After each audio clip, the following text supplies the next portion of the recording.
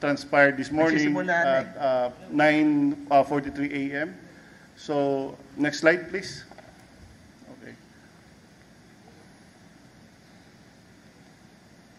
Okay, so we have, these are the basic facts about that event. It's a magnitude 7.4 earthquake. It happened at 9:43 a.m. And the location is 43 kilometers north, 87 east of Manay in Davao Oriental.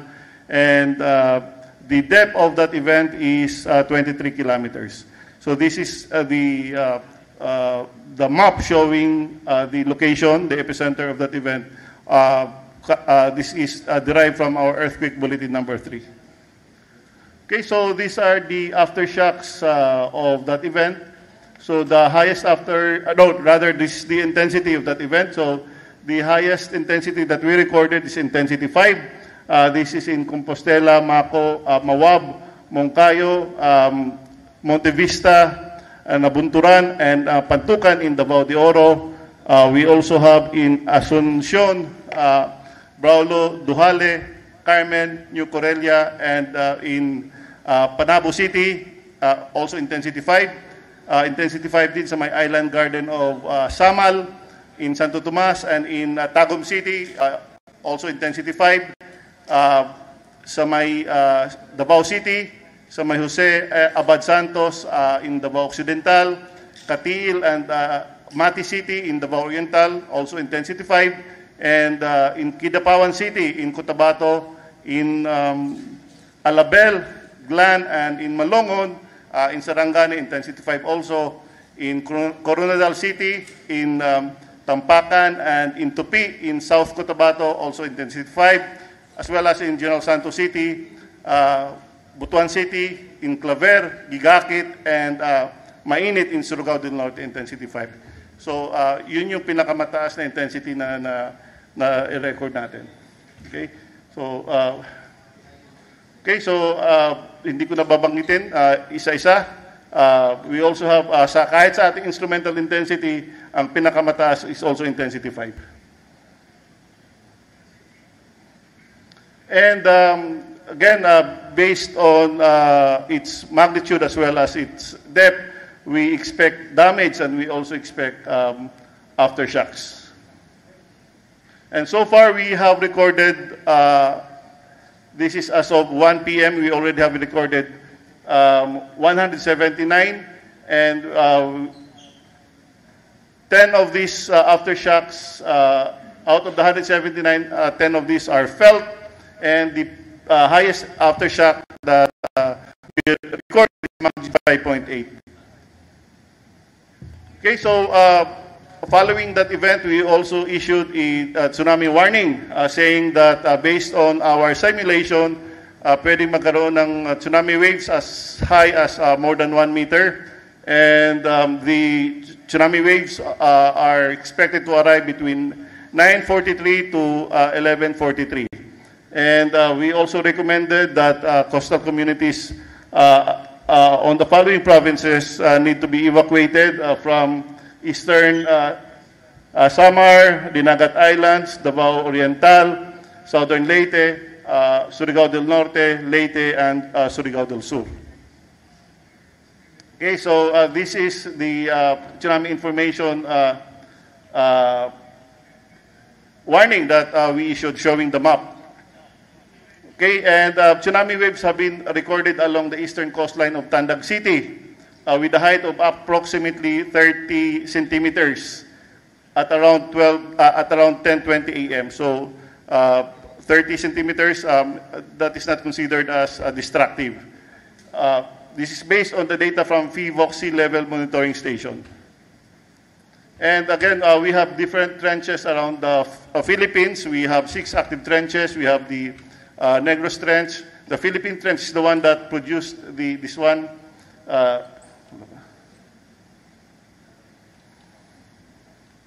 Okay, so we have the Negros Trench. Pwedeng okay.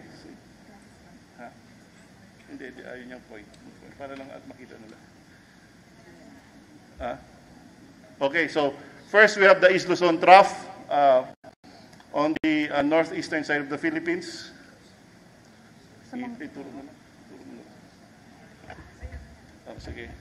So we have the East Luzon Trough. Ako na lang We have the Philippine Trench. We have the Manila Trench, Negros Trench, Sulu Trench, and then Cotabato Trench. And my segmentation yan. So each segment is capable of, we have modeling, and each segment may generate earthquakes.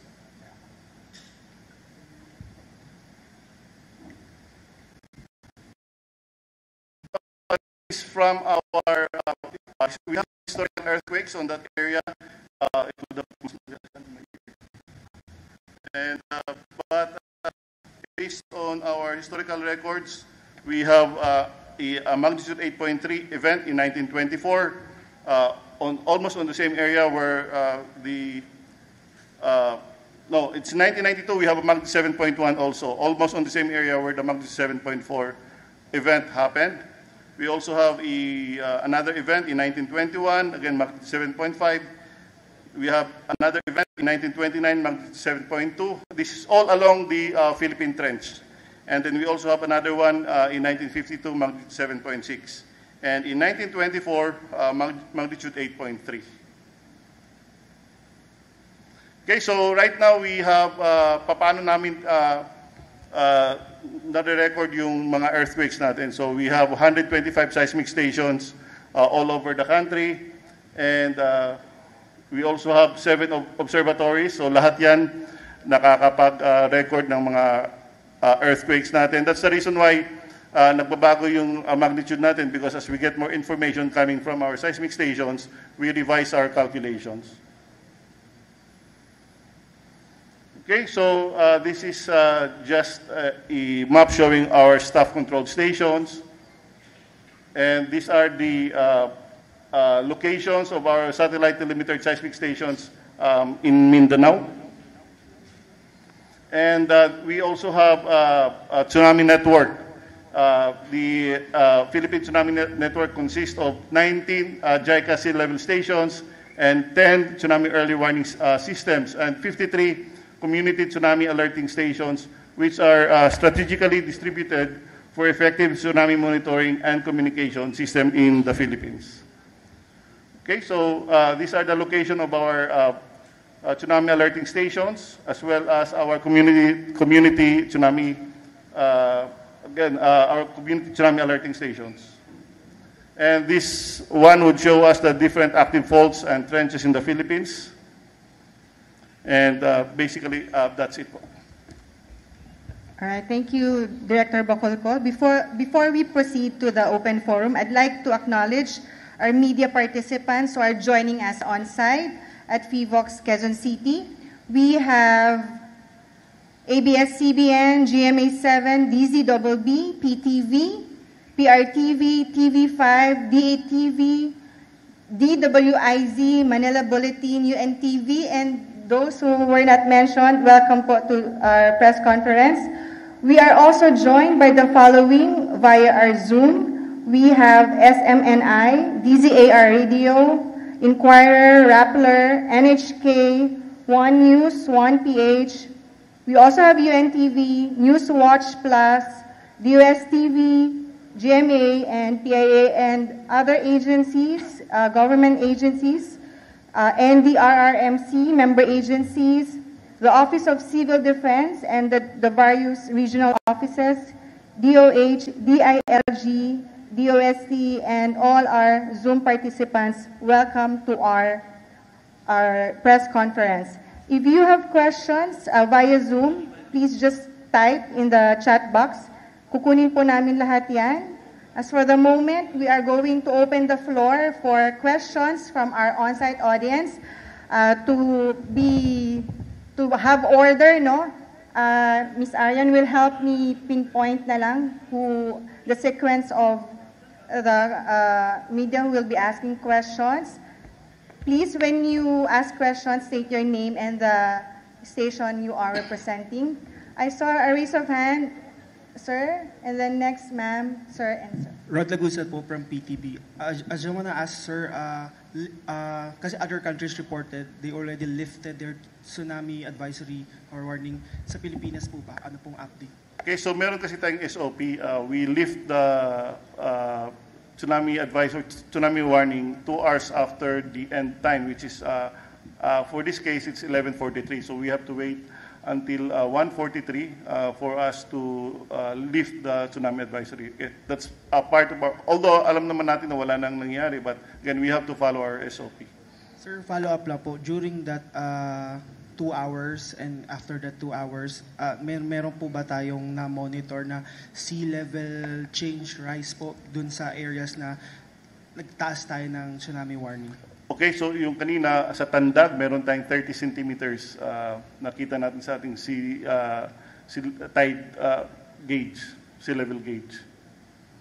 Okay, so ulitin ko lang po, no, although the Pacific Tsunami Warning Center in Hawaii lifted the warning, tsunami warning, we have an SOP in PHIVOLCS to wait for 2 hours more to make sure that there is no more threat kasi localized po ang condition. So it's around 1:43 in the afternoon bago po kami release ng cancellation of the tsunami warning. But that's cancellation of the recommended actions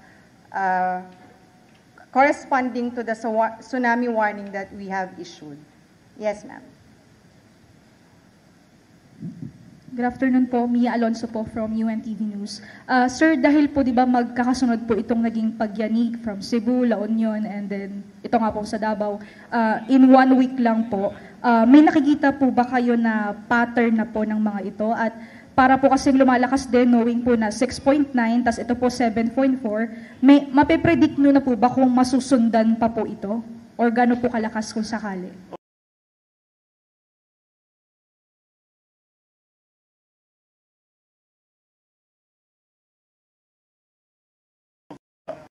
More than 180 active fault segments, and we also have 6 trenches.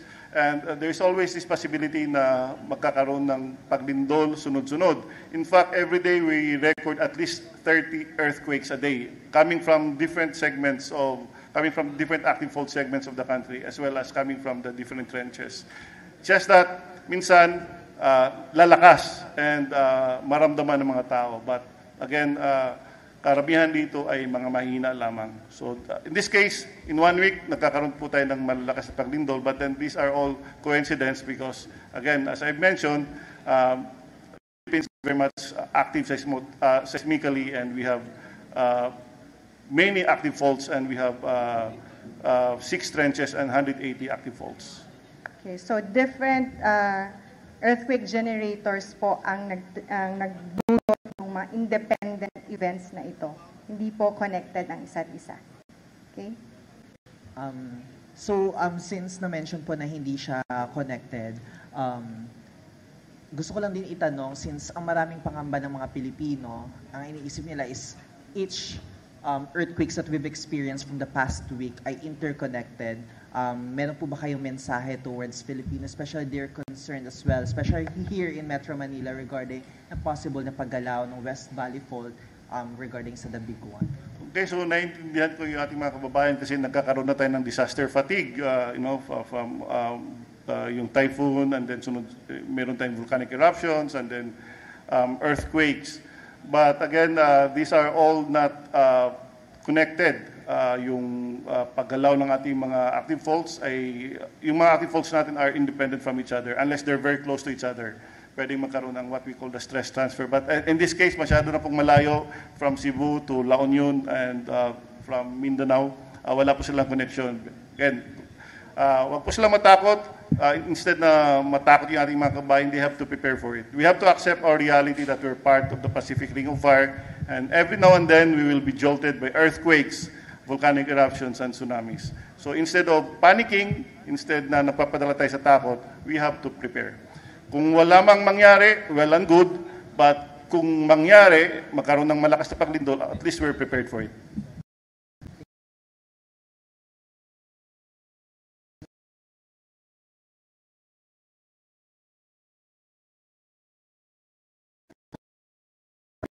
may mga. Pero kahit coincidence, sir, paano natin ma-explain bakit halos magkakasabay na malalakas yung lindol lately? Paano natin ma-explain dun sa public? Okay, again, yung sinabi ko na these are all independent active fault. These are all independent earthquake generators.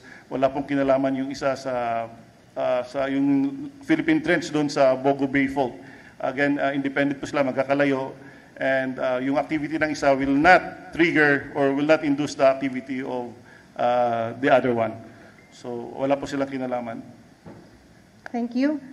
Sorry, sir, siya muna, and then kayo po. Gerald Ule po ng DZXL News. Sir, mga ilang araw, linggo or buwan magtatagal yung mga aftershocks? Since kanina nasa hundreds na po yung mga aftershocks. Okay, so the aftershocks would normally last for several days to several weeks. Ganito may convention tayo. It's a general law, but you know, just to give you an idea, this is what we call the Omori law, the decay of the aftershocks. On the first day, for example, you have 2,000 aftershocks. Doon sa Bogo Bay, yung sa Bogo Bay fault earthquake, we have 1,800 aftershocks. So assume na lang natin na 2,000 kasi malapit lang naman. So on the 10th day, that would be 1/10 of the original number of aftershocks. So if it's 2,000, magiging around 2,000, magiging 200, between 200 to say 400 or 500. Ganun. Then on the 100th day, it would be around 20 to 50 aftershocks. So, habang tumatagal naman, humihina yung mga aftershocks natin. And halos yung mga instrumento na lang natin yung makakaramdam. In fact, dito sa Bogo Bay earthquake, out of the more than 10,000 aftershocks, hindi man lang umabot yung 50 aftershocks na naramdaman ng mga tao. Yung range po? Yung range, the maximum aftershock that pwedeng ma-generate would be 1 magnitude lower than the main shock. So in the case of this Davao earthquake, it's magnitude 7.4, you would expect aftershocks to be, well, the aftershock at most to be a magnitude 6.4, around that number. So far, ang na-record natin kanina is magnitude 5.8. So sana hindi na tataas pa sa magnitude 5.8. Maraming salamat po. Okay. So before we proceed, sir, sagutin ko lang po yung ibang tanong dito sa Zoom, no? Reuters by Mikel, he was asking, may we ask PHIVOLCS, will the warning be lifted soon? So sagutin ko na lang po, we wait until 2 hours na ma-lift yung warning. So that's around 1:43. After assessment din po and coordination with the LGU, maglalabas po kami ng cancellation of the tsunami warning. And then there is another question, maybe it was answered a while ago, but just to reiterate, no, may we know po if may na-record na tsunami? If so, what area? Level monitoring station in Tanda,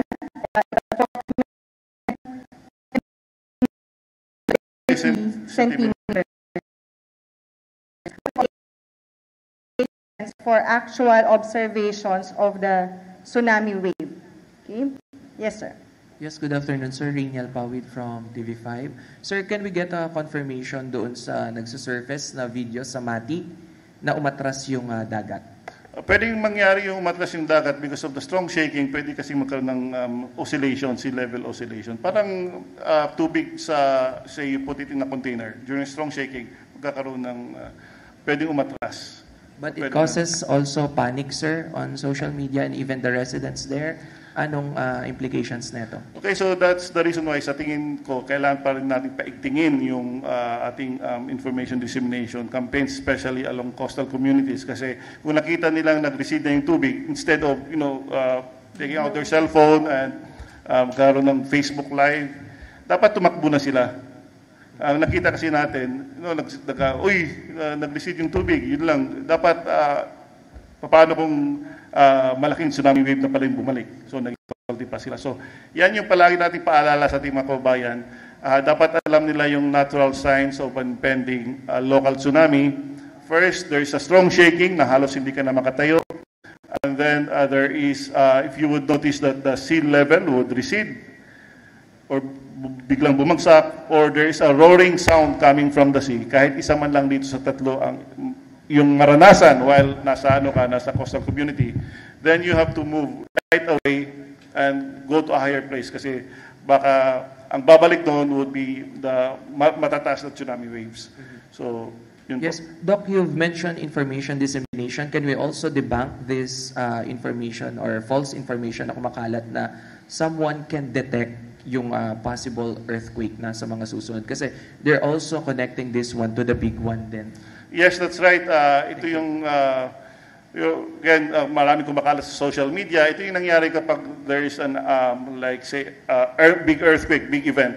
Everyone nagiging earthquake expert, naging fault experts, naging active fault experts. So, kung ano yung iba naman naniniwala sa mga manghuhula, again, there's no scientific evidence na yung earthquakes can be predicted.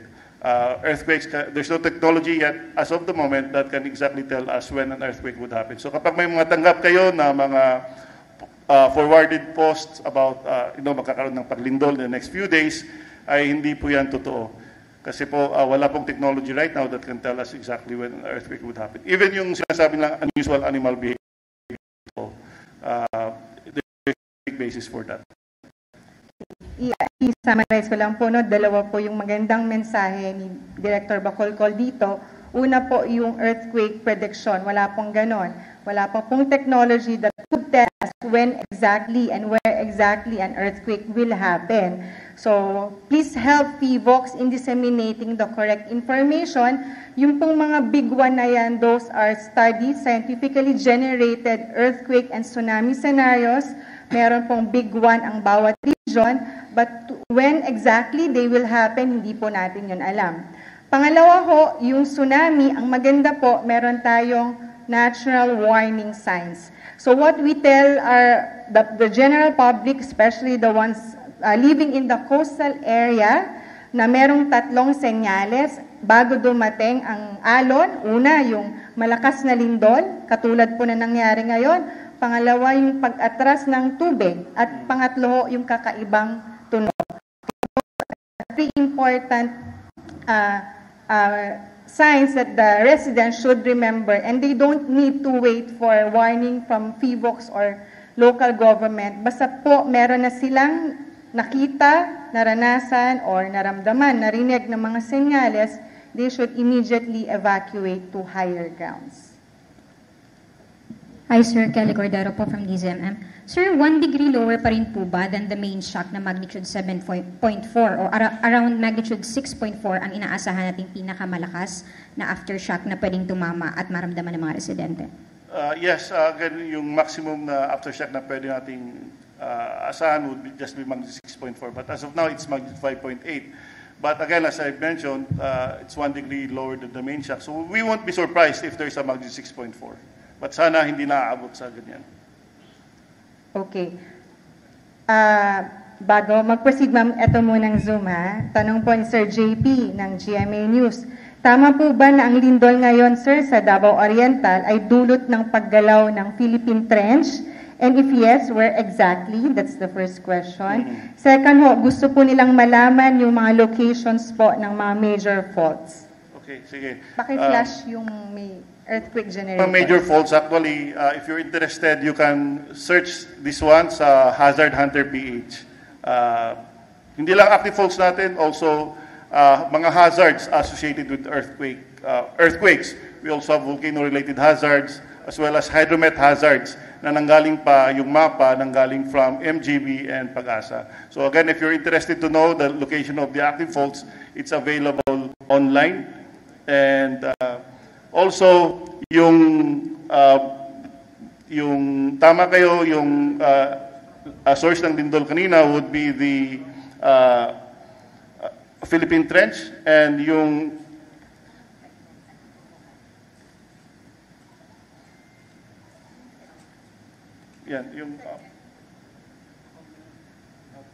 PP5.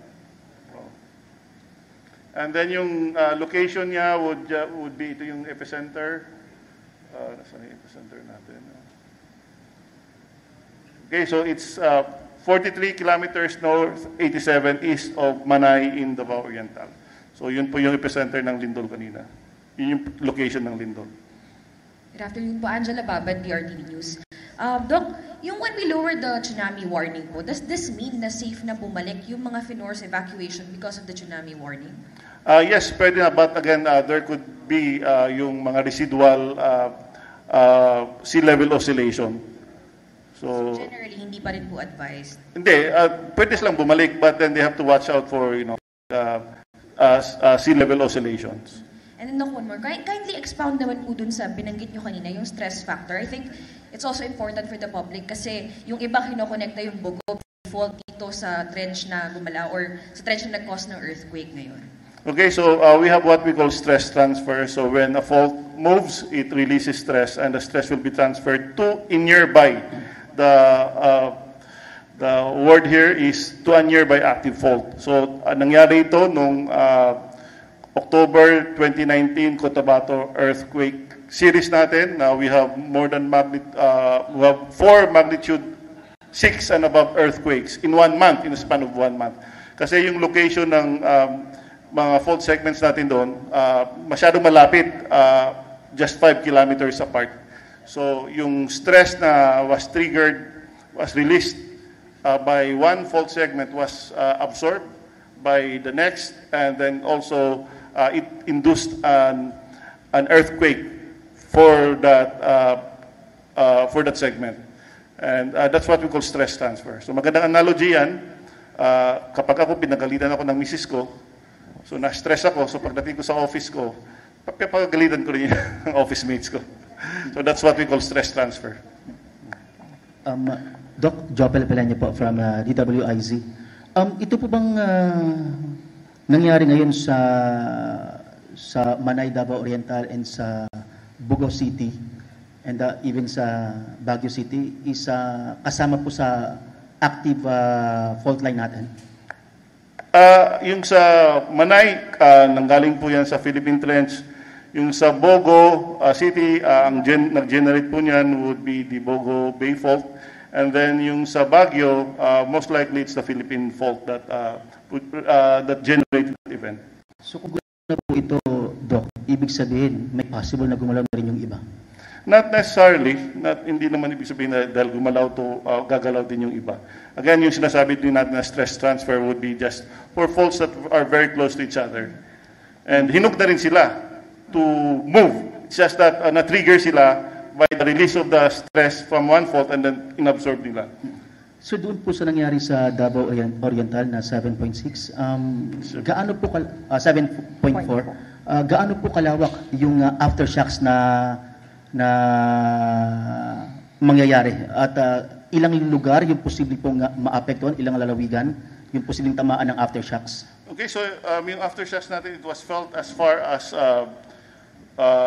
Roa City in Capiz, that's more than 500 kilometers. It was felt as far as sa south naman, General Santos City at around 210 kilometers. And in Zamboanga City, 540 kilometers. So yun po yung lawak ng aftershocks na record po natin. That's not surprising kasi yung sa Bogo Bay Fault na earthquake, it was felt as far as Davao del Sur, which is more than 400 kilometers away. So last, Doc, ibig sabihin yung mga tatamaan ng aftershocks kasi medyo malakas din po yung aftershocks, kailangan maging handa rin po. Dito sa mga malalayong lugar ay mahina po yung I was referring to the intensity, not the aftershocks. So the aftershocks would converge around the main shock. So yung nabanggit ko lang mga lugar kanina, yung Zamboanga, yung Cotabato, yung Capiz, yun yung kung saan nakaramdam nung shaking. But for the aftershocks, this would converge around the main shock. Okay, bago po yan sagutin, so reiterate ko lang po yung mga messages, no? Yung stress transfer po ay nangyayari lang po yan sa mga faults na classified as active and they are on the verge or ripe na to move. Yeah, that's right. And these faults, they have to be geographically close to each other. Hindi pwede po yung fault sa Cebu ay matitrigger niya or na-trigger niya yung Philippine fault sa may La Union that caused the earthquake felt in Baguio. So yun po yung paglilinaw doon. And then yung aftershocks ay nangyayari po around. Ganun din po yun. along Philippine Trench, marami talagang lindol dyan, pero pag nakita po, and they are located close to the epicenter of the main shock, they are classified as the aftershocks of the event. And kailangan ho, ang magnitude nila ay hindi po tataas sa 6.4. Kasi kung tumaas na po yun sa 6.4, ibang event na po yun. We consider that as a different event. Okay? Yes, sir. Hi, Dr. Toto. Good afternoon. Johnson po from ABS-CBN. Sir, pa-explain naman, what's the difference between a fault line and a Philippine Trench? So yung fault natin, these are fracture or break sa crust that would di-display sa ating mga yung trench naman yung seafloor natin gumigit-git papailalim. We have this the line doon sa dagat natin and gumigit-git yung seafloor natin doon sa trench. And as a result ng paggigit-git niya, nagkakaroon ng friction, and once the friction is released, yun yung nagkakaroon ng paglindol. So wala, sir, difference between halimbawa, mas destructive ba kung gagalaw ang fault line o ang Philippine Trench? Kapag generally mga trenches natin are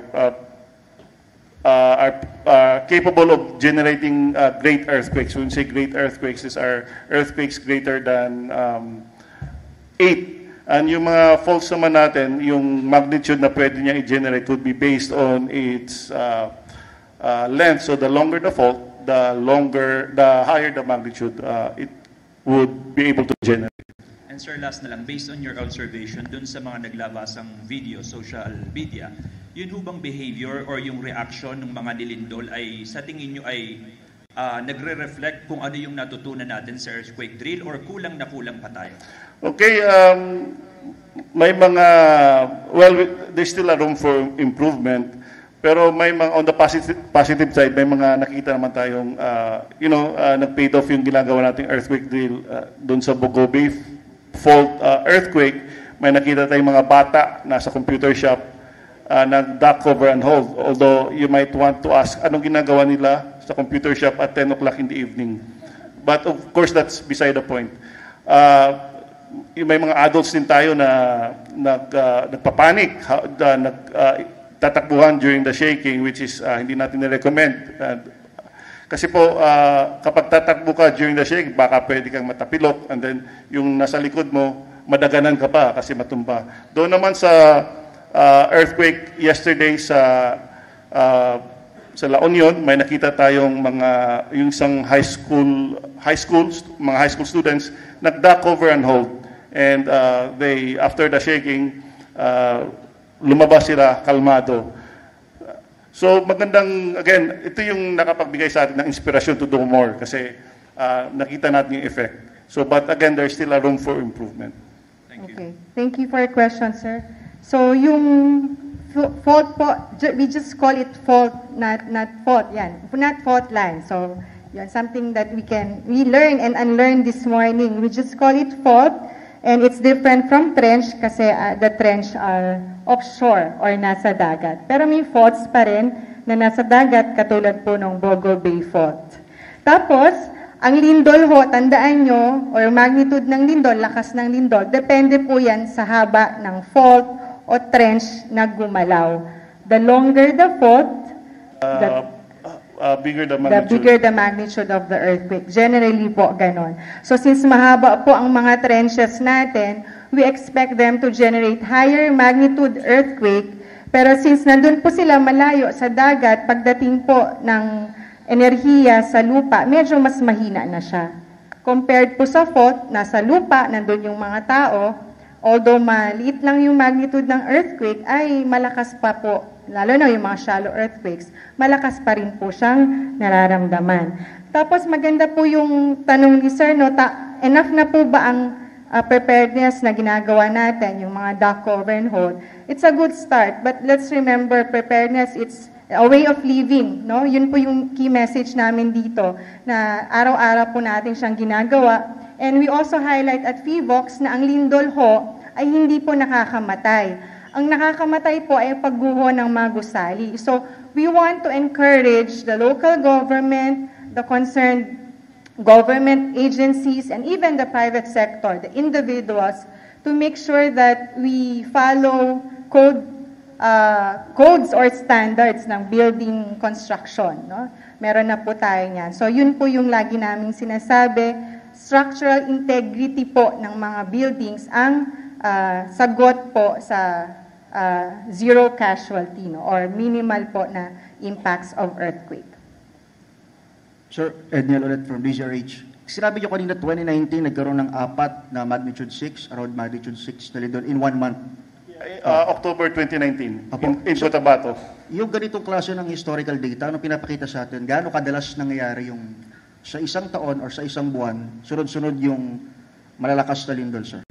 Okay, so itong ganito, I think it only happened in 2019 na sunod-sunod yung malalaking lindol natin in a span of 1 month, in almost on the same area. But every year naman we record, annually we record more than 12,000 earthquakes. So, yun ba yung... So sir, masabi ba natin sir na medyo unusual tong ganitong sunod-sunod or talagang purely coincidence? Sunod-sunod? Yes sir, yung mga ganitong klase ng... Okay. Again, as I've mentioned, coincidence lang to kasi we have, as I've mentioned, we have several active faults and we also have several trenches and there's always this possibility na pwede silang magsabay-sabay na gumalaw. Okay.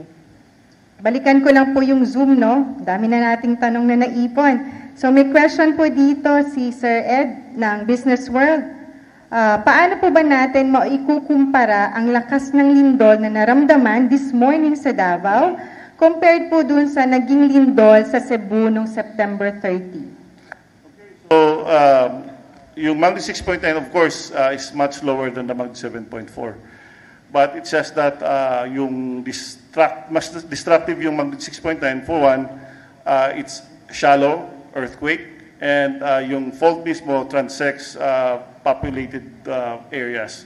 Dito naman it's magnitude 7.4 but it's offshore, nasa dagat, and then it's deeper than the Bogo Bay fault earthquake. It's 23 kilometers.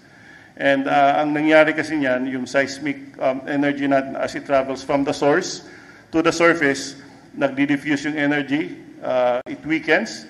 So say for instance, magnitude 6.9 and 23 kilometers. Sabihin natin 6.9 yung nangyari sa Davao and 23 kilometers. So as it travels from the source up to the surface, humihina na siya.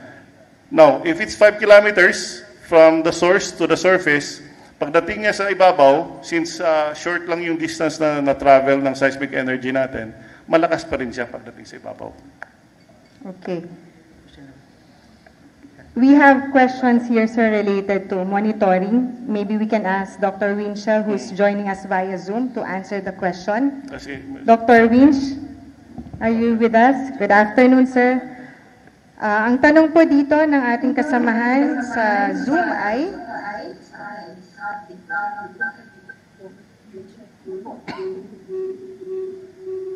we understand. Sorry, Miss Charm, nag-echo, hindi ko nadinig yung tanong. We understand that predicting the exact timing of an earthquake is possible. However, what is the single biggest technological upgrade, be it advanced deep sensors, geodesy, or AI-driven pattern analysis, that PHIVOX believes would most significantly enhance our long-term forecasting capabilities? And what specific funding or international partnership is currently needed to acquire? Para pong thesis na to Doc Winch. Pwede kong ulitin. Ano po ba, in short po, sa mga technological advancements na possible, ano daw po ang tingin nyo ang pinaka makakatulong sa atin upang ma-improve ang ating earthquake monitoring? And who are the partners that we can collaborate with to do this? Okay.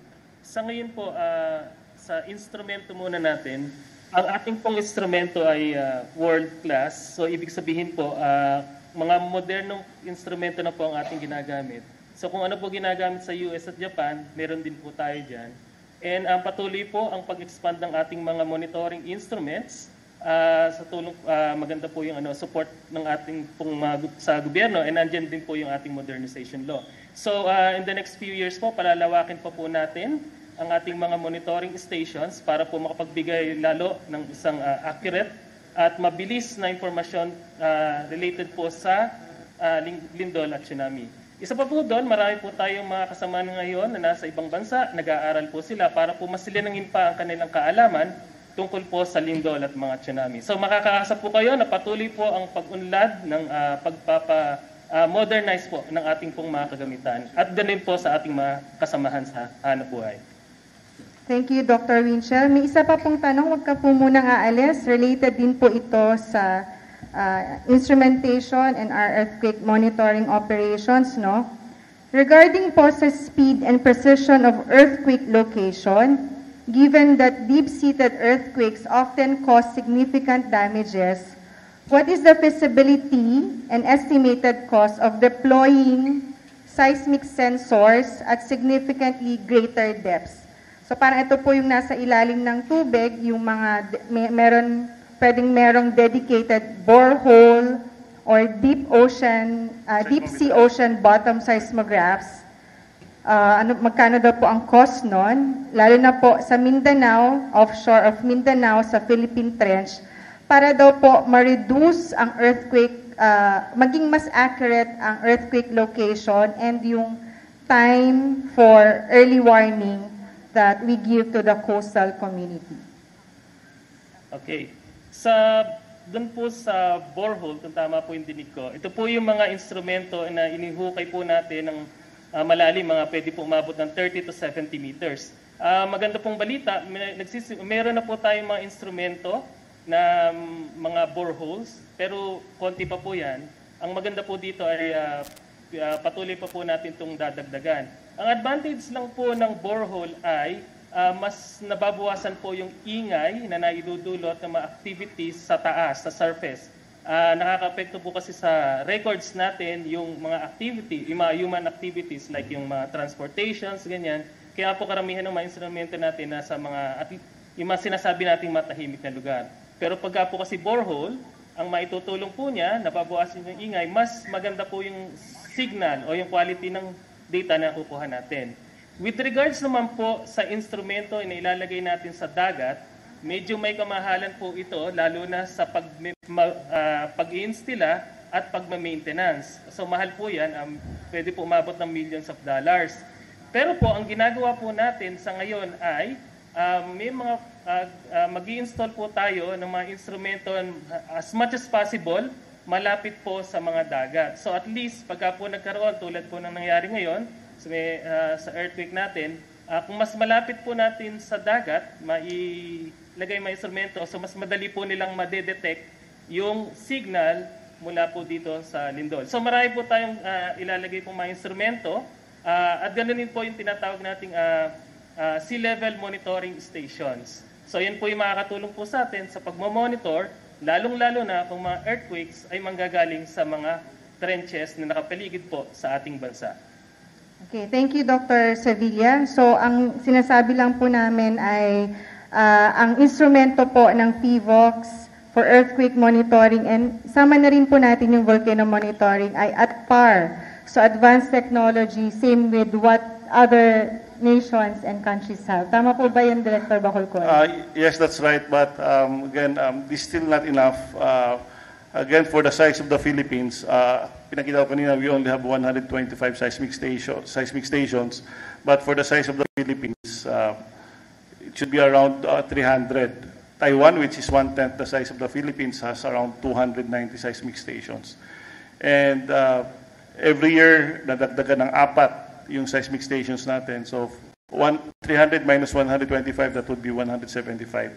And if you divide that by 4, that would take more than 40 years for us to be able to complete the ideal number of seismic stations in the Philippines.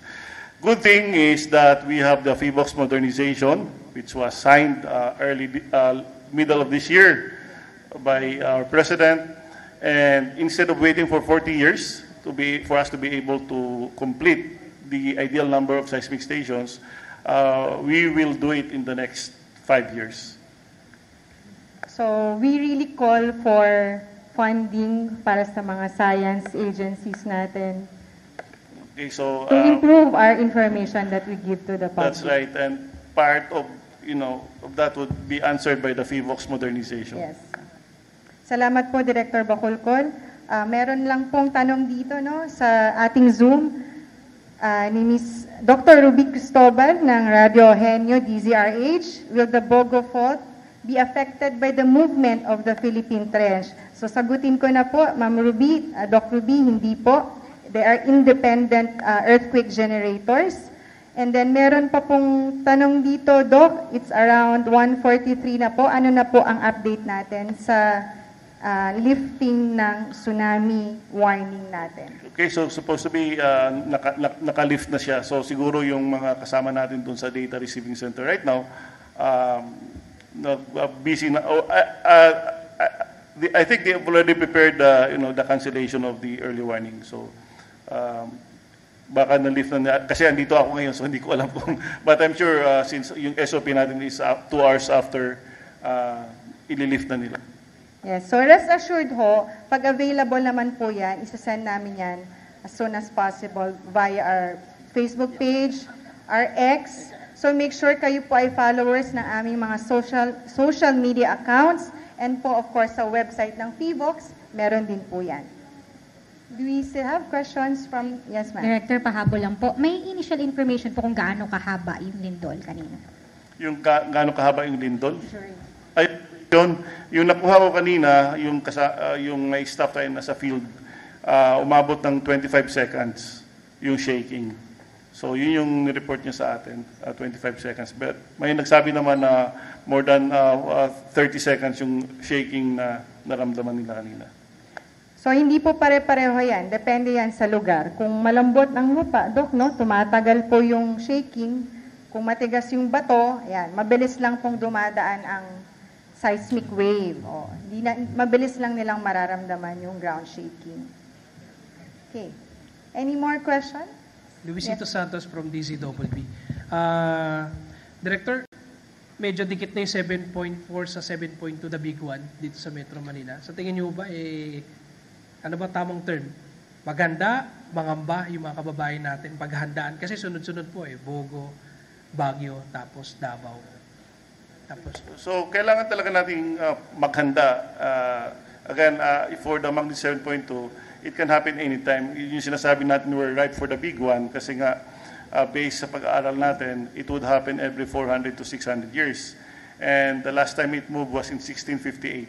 Now, if we take the lower boundary, which is 400 years, that would be 1658 plus 400 years, that would be 2058. So, of course, it will not happen by 2058. Hindi man tayo sigurado mangyari yan. By 2058, it could be earlier, or it could be later, or it could even be on the upper boundary, which is 600 years. And if we consider the upper boundary, that would be 200 years from now. So, we have to assume that it will happen kasi kapag iisipin natin na matagal pa naman yan, it will happen on the upper boundary. What if it will happen on the lower boundary, which is anytime soon? So we really have to prepare for it. And one of the preparedness na pwede nating magawa is to make sure that kapag nagpapagawa tayo ng bahay, we follow the minimum engineering standards, we follow the building code.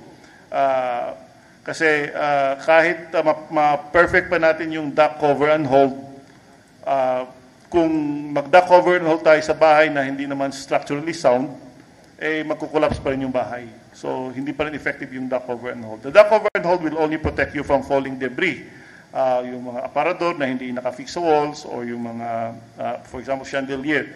But, ang assumption doon is hindi magkukolapse yung bahay mo. So first and foremost, you have to make sure that you follow the building code, you follow the minimum engineering standards. Thank you, Director Bacolcol. So since pinag-uusapan na rin po natin ang preparedness, I would like to take this opportunity to promote our activity, the World Tsunami Awareness Day. This is a UN declaration that every November 5, we observe the World Tsunami Awareness Day. So ang gagawin po ng FIVOX sa October 25. Tandaan niyo po, October 25, magkakaroon po ng Tsunami Run for Safety. Isang fun run, isang advocacy run na gaganapin po sa Vigan City. So inaanyayahan po namin kayong sumali, inaanyayahan po namin kayong i-promote yung activity na yon. Bukod po doon, we have the 4th quarter nationwide simultaneous earthquake drill or NSED na sinasagawa po sa pangunguna ng Office of Civil Defense. Ito naman po ay gagawin sa November 6 sa Santa Catalina sa Ilocos Sur. So ganun din po, katulad nung ginawa sa 3rd quarter dito po sa Libingan ng mga Bayani, dinala po natin ang 4th quarter NSED with a component of tsunami or tsunami preparedness scenario doon po sa Santa Catalina, Ilocos Sur. Okay, mainit-init po na balita. Okay, so nag-issue na po tayo ng cancellation of tsunami warning. Okay, so ang nakalagay dito, a major earthquake occurred in Manay, Davao Oriental on October 10, 2025 at 9:43 a.m. Philippine Standard Time with a depth of 23 kilometers and magnitude 7.4. DST PHIVOLCS issued tsunami warning for all coastal communities in the provinces of Davao Oriental, Dinagat Islands, Surigao del Norte, Surigao del Sur, Leyte, Southern Leyte, and Eastern Samar, recommending immediate evacuation in these areas. Tandag, Surigao del Sur Level Monitoring Station for Tsunami Detection has recorded a tsunami wave height of around 30 centimeters at 10:20 a.m. With this, any effects due to the tsunami warning have largely passed, and therefore DST PHIVOLCS has now cancelled all tsunami warnings issued for this event. So this will be the final tsunami information issued for this event. Thank you, Director Bacolcol. Ang kopya po ng ating... Kinancel? Yes, at 1:43 p.m. Ang kopya po ng cancellation of tsunami warning ay matatagpuan nyo rin po sa website ng PHIVOLCS, sa social media, at ipapadala po namin ito isa-share namin ito sa ating Viber group. Yan. We have one more question, sir.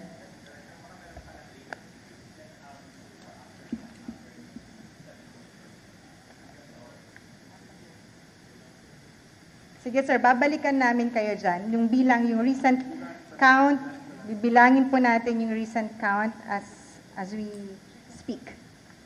Any more, sir? Go ahead po. Officially po, pwede na bumalik yung mga nag-evacuate. Bumalik.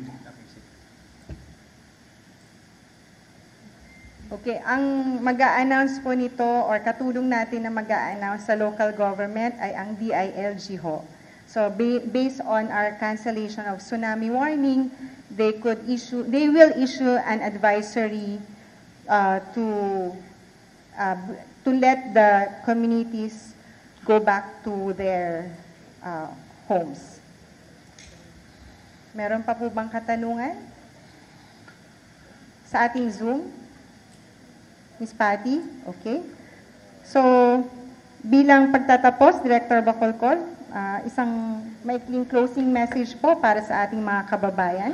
Okay, marami pong salamat sa inyo sa pagdalo dito sa instant press con natin. Papasalamat po kami sa inyo kasi kayo po ang kaagapay namin para ma-debunk yung mga fake news na kumakalat. So, tulungan niyo po kami kasi this would only create panic. Para naman sa ating mga kababayan, again, alam ko na nagkaroon na po tayo ng disaster fatigue. From typhoons to earthquakes to volcanic eruptions. Pero hangon lang po tayo kasi, again, this is our reality, our part of the Pacific Ring of Fire. We have to be resilient. And at the same time, we have to be prepared. Kasi nga po, expected na po natin yan na meron tayong paglindol every now and then, meron tayong volcanic eruptions, and because nasa typhoon belt tayo, expect na po natin yan. But may nabasa nga ako na text doon na parang we are helpless in the midst of these earthquakes now. We're not helpless. May magagawa po tayo. And preparedness is the best course of action. Si Noah nga, when he constructed the ark, pinagtatawanan siya. And it wasn't raining when he built the ark. And nung nangyari na yung umulan, na-save siya and his family and of course the animals because nag-prepare siya. So it's the same thing. Kung mangyari yung kapag hindi mangyari yung mga sakuna, then well and good. Pero kapag mangyari ito, at least we're prepared for it. Yun lamang. Maraming salamat, Director Bacolcol. So update lang po sa aftershocks, no? As of 1:50 in the afternoon, we have recorded 213 aftershocks. So para po magkaroon po kayo ng regular update, please make sure to follow our social media accounts, follow our website. Ulitin ko po, 213 aftershocks, recorded aftershocks as of 1:50 in the afternoon. Ang DOST PHIVOLCS po ay nagpapasalamat po sa mga kasamahan natin sa media na dumalo na pumunta pa dito sa office namin at sa mga partners namin who joined us via Zoom, our media partners who also joined us via Zoom. Maraming salamat po. Good afternoon to everyone.